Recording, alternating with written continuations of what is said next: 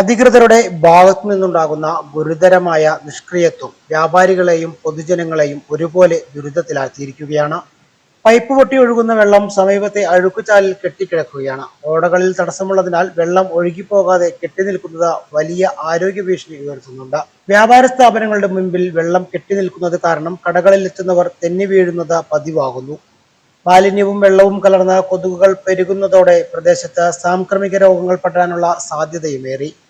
മാസങ്ങളായി തുടരുന്ന ഈ ദുരവസ്ഥയ്ക്കെതിരെ അഡ്വക്കേറ്റ് ടി പി അരവിന്ദാക്ഷൻ, വ്യാപാരിയായ ടി പി എഡിസൺ എന്നിവർ ശക്തമായ ഭാഷയിലാണ് പ്രതികരിച്ചത്. ഇപ്പൊ ഇവിടെ പറഞ്ഞ പ്രശ്നം കഴിഞ്ഞ ഓൾമോസ്റ്റ് ഒരു വർഷമായിട്ട് മായന്നൂർ ചെറങ്കര സെന്ററിൽ ഒരു പക്ഷേ വളരെ ഗുരുതരമായ ആരോഗ്യ പ്രശ്നത്തിലോട്ട് ഇനിയിപ്പിക്കാവുന്ന ഒരു സംഭവമാണ്. വെള്ളം, അമൂല്യമായ ജലം പാഴാവുന്നു. അതിന് കൂടാതെ കൊതുക് തുടങ്ങിയ പ്രാണികൾ പെറ്റുപെരുകിയിട്ട് ചെറങ്കര മെയിൻ സെന്ററിൽ തോമസേട്ടന്റെ കടറ മുമ്പിലാണ് ഈ സംഭവം. ഞാൻ തന്നെ വ്യക്തിപരമായിട്ട് പല അധികാരികളോടും പല പ്രാവശ്യവും പറയണ്ടായി. തികച്ചും അനാസ്ഥ.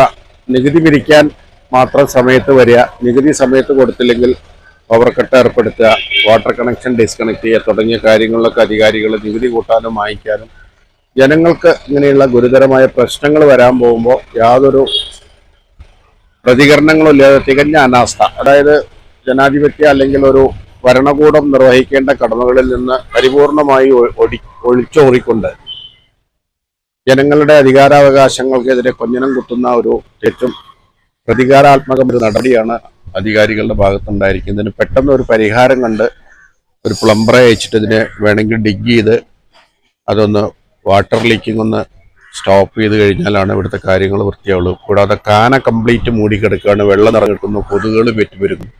എല്ലാവർക്കും അറിയുന്ന കാര്യമാണ്. ഒരുപക്ഷെ ഉദ്യോഗസ്ഥന്മാരുടെ വീടിന് മുന്നിലായിരുന്നു ഇങ്ങനെ ഒരു സംഭവമെങ്കിൽ അതൊരു പക്ഷേ ഇതിനെതിരെ നടപടിയെടുക്കാൻ ഇതേ ഗവൺമെന്റ് ഉദ്യോഗസ്ഥന്മാരെ അവരൊരു പക്ഷേ അപ്രോച്ച് ചെയ്യായിരുന്നു. വനിതകൾ നടത്തുന്ന വ്യാപാര സ്ഥാപനങ്ങളെയാണ് ഈ പ്രശ്നം ഏറ്റവും കൂടുതൽ ബാധിച്ചിരിക്കുന്നത്.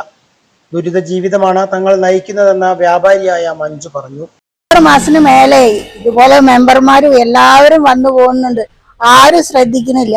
ഇതുപോലെ എത്ര അമ്മമാര് വീഴുണ്ട് എന്നുള്ളത് നമുക്കറിയില്ല. കുടിവെള്ളത്തിന് വലിയ ക്ഷാമം നേരിടുന്ന കാലത്ത് ഇത്രയധികം ശുദ്ധജലം പാഴായിട്ടും നടപടിയെടുക്കാത്ത വാട്ടർ അതോറിറ്റിക്കെതിരെയും പഞ്ചായത്ത് അധികൃതർക്കെതിരെയും ജനരോക്ഷം ഇരമ്പുകയാണ്. അടിയന്തരമായി പൈപ്പ് ലൈൻ അറ്റകുറ്റപ്പണി നടത്തി പ്രശ്നത്തിന് പരിഹാരം കാണണമെന്നാണ് നാട്ടുകാരുടെ ആവശ്യം. 3-4 മാസമായിട്ട് ഈ വെള്ളം പൊട്ടിയിട്ട് പൈപ്പിൽ പൊട്ടിയിട്ട് ഒഴുകിപ്പോയി ചാലിലാകെ വൃത്തികേടായിട്ട് കിടക്കുകയാണ്. ഈ ചെറുകിട സെന്ററിലാണിത്. ഇവിടെ നിന്നുള്ള എല്ലാ മെമ്പർമാരും എല്ലാവരും കാണുന്ന ഒരു സംഭവമാണിത്. പക്ഷെ ഇതിനാരും പരിഹാരം ഇതുവരെ ഒന്നും ചെയ്തിട്ടില്ല. മാത്രമല്ല ഈ ചാലിൽ ഇപ്പൊ തവളകളും പിന്നെ എല്ലാവരും കിടന്ന് ഇതാവുന്നു, കൊതുകുകളുടെ ശല്യം കൂടുകയാണ്.